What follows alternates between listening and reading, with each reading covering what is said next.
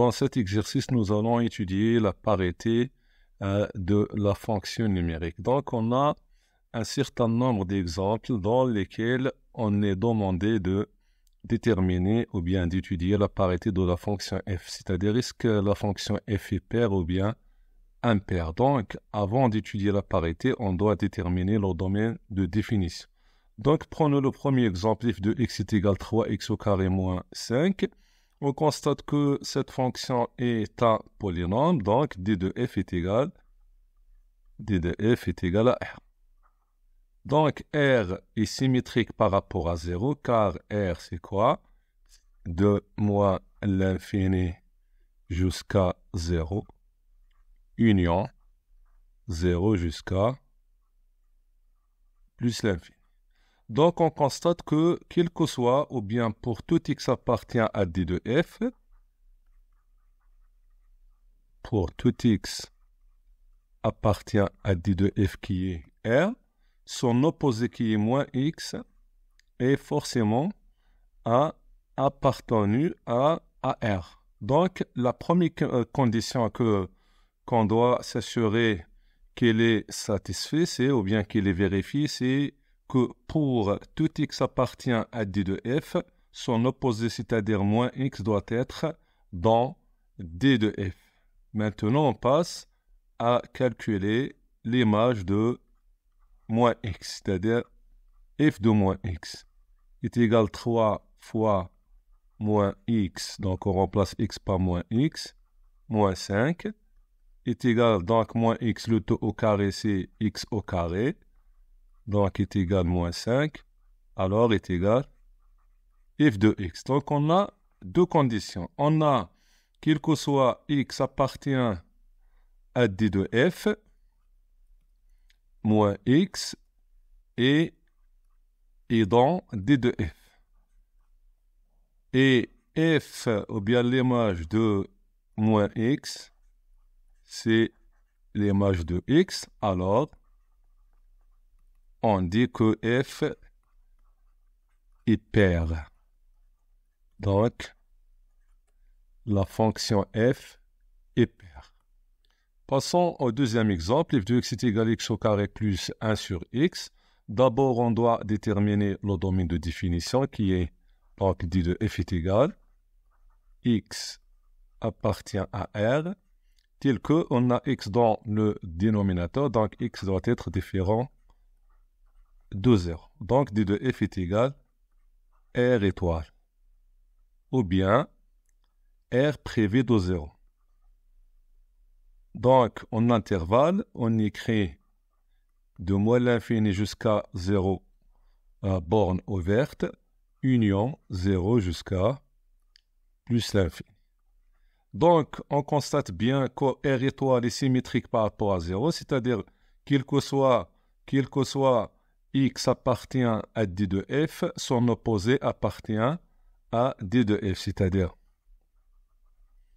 pour tout x appartient à D de f qui est R étoile, son opposé appartient à D de f. Donc, avant d'étudier la parité d'une fonction, on doit s'assurer que n'importe quel élément dans D de f, son opposé sera avec lui dans le domaine de définition. Et après, on va calculer f, ou bien l'image de moins x, qui est moins x, le tout au carré, plus le 1 sur moins x.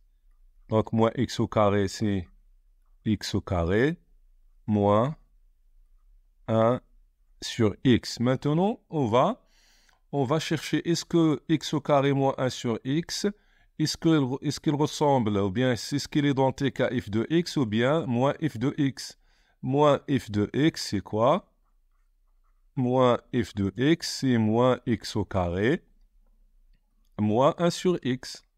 Donc, on constate que ce résultat-là est différent de f de x, et aussi est différent de moins f de x. Alors, la fonction f n'admet pas de parité. Alors, f n'admet pas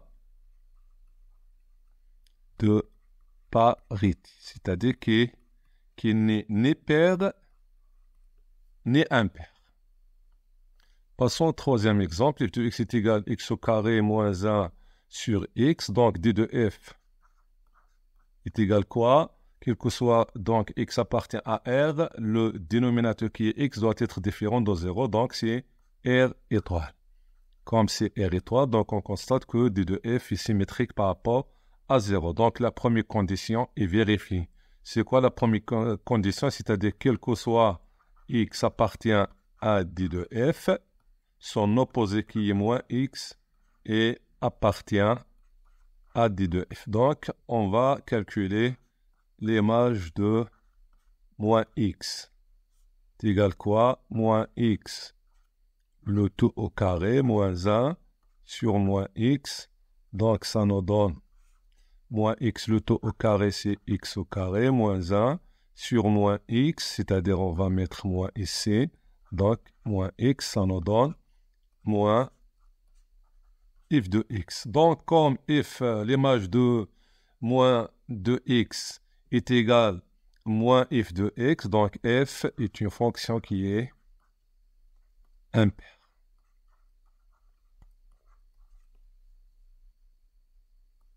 On passe au quatrième exemple. F de x est égal à la racine carrée de 1 moins x au carré. D'abord, on va déterminer le domaine de définition, c'est x appartient à R.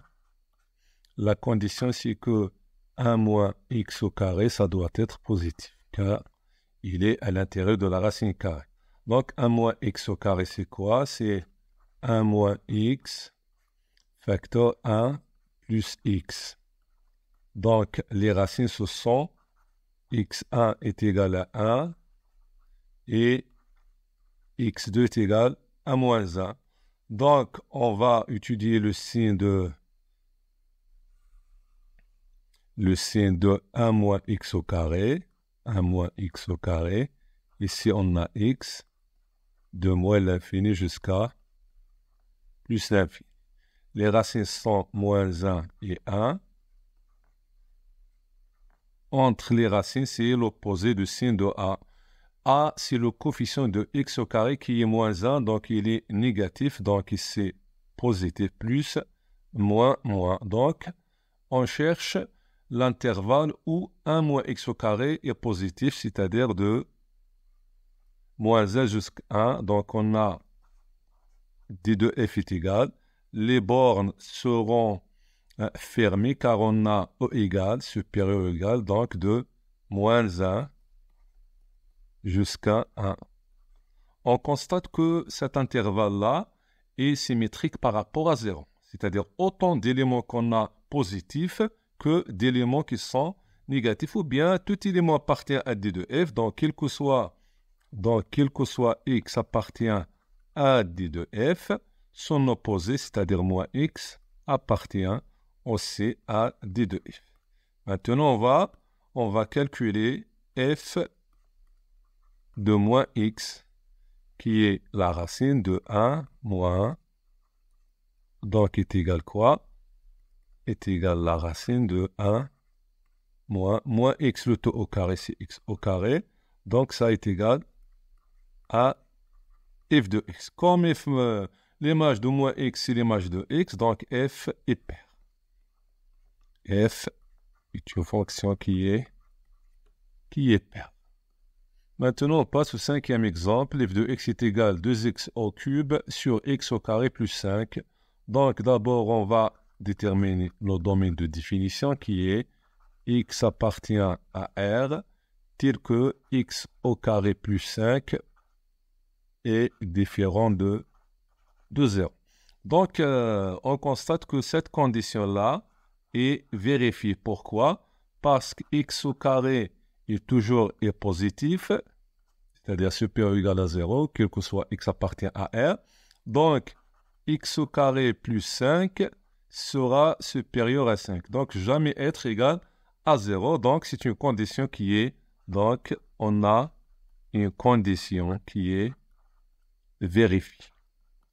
Lorsqu'on on arrive aux conditions ou bien aux vérités mathématiques, donc on dit que D de F est égal à R. Donc on a une condition qui est vérifiée, alors D de F est égal à R.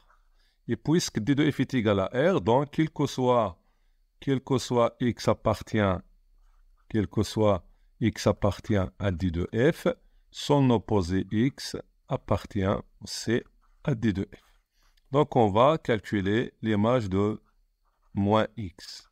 L'image de moins X, on a deux facteurs moins X, donc on remplace X par moins X. Sur moins X, le tout au carré plus 5, ça nous donne, on sait bien que ici on a l'exposant 3 qui est impair, donc ça nous donne moins X au cube, c'est-à-dire moins 2X au cube. Moins X au carré, c'est X au carré, plus 5, ça égale moins